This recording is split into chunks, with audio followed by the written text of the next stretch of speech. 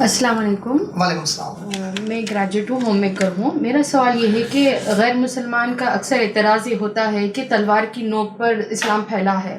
تو نبی صلی اللہ علیہ وسلم کی سیرت سے ہم کیسے یہ ثابت کریں کہ محمد صلی اللہ علیہ وسلم واز دا موسٹ پیسفل مین آن ارتھ؟ میں نے بہت اچھا سوال کیا کہ غیر مسلمانوں کا اعتراض یہ ہے کہ تلوار کی زور پر اسلام پھیلا. ہم ان کو کیسا کنونس کر سکتے ہیں کہ تلوار کی زور پر اسلام نہیں پھیلا؟ محمد صلی اللہ علیہ وسلم جب تک باحیات تھے 23 سال میں آپ کے نبوت کے جملہ 27 وارز ہوئے. کتنے 27 جنگیں ہوئی محمد صلی اللہ علیہ وسلم کے زمانے میں اسلام کے لیے. 27 وارز ہوئے. ان 27 میں سے محمد صلی اللہ علیہ وسلم خود صرف 9 میں پارٹیسپیٹ کرے. کتنے میں؟ صرف 9 میں. 9 آؤٹ آف 27 یعنی کہ 1/3. 9 3 27. 27 میں سے صرف 9 میں محمد صلی اللہ علیہ وسلم گئے. کون سی جنگیں تھیں وہ؟ جنگ بدر، جنگ احد، جنگ مستلق یا غزوہ بولتے ہیں عربی زبان میں. جس میں محمد صلی اللہ علیہ وسلم خود شامل رہتے ہیں اس کو غزوہ بولتے ہیں.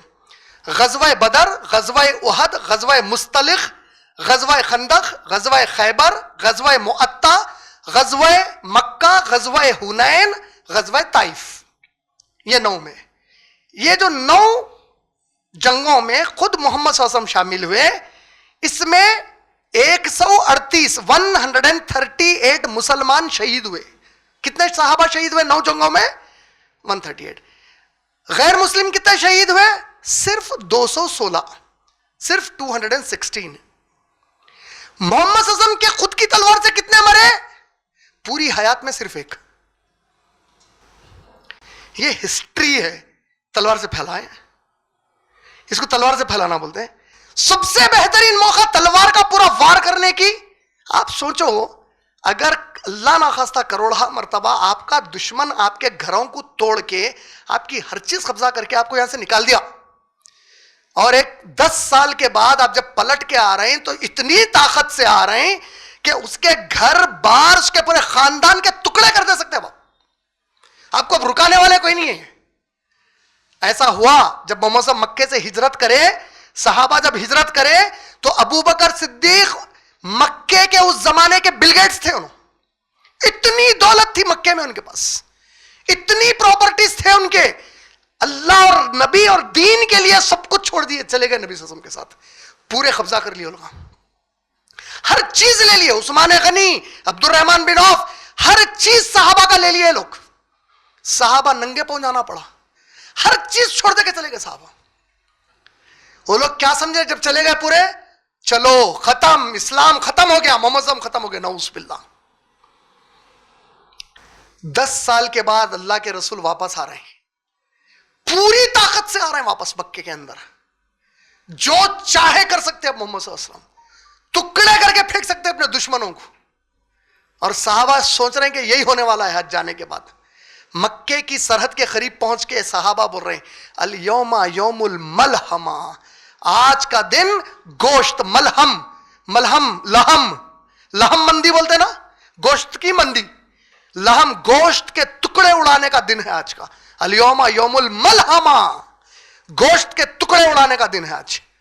اللہ کے نبی صلی اللہ علیہ وسلم رک گئے، پلٹے صحابہ کی طرف اور بولے الیوم یوم المرحمہ، آج کا دن رحم کھانے کا دن ہے، آج کا دن معافی دینے کا دن ہے. ان لوگوں کو آج معاف کر دیا میں لوگوں کو. آج کسی کی کسی سے کوئی دشمنی نہیں ہے، ہم اللہ کے لیے معاف کر دیا لوگوں کو. یہ ہے. اب آپ بتائیے کہ ہسٹری تو بالکل اپوزٹ جاتی. آپ the 100 a ranking of the most influential persons in history, Michael Hart کی بک جو ابھی بھی زندہ ہے، امریکن ہسٹورین میتھمیٹیشین ہے.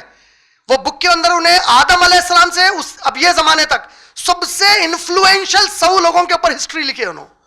اس کے اندر جو انہیں ابھی بھی کرسچن ہے، خود کرسچن ہے آج بھی، وہ اس کتاب میں عیسیٰ علیہ السلام کو 3rd پوزیشن پہ ڈالا اور بولا کہ عیسیٰ علیہ السلام کا انفلوئنس پورے انسانوں میں ابھی تک اگر ہسٹری میں دیکھیں 3rd ہے.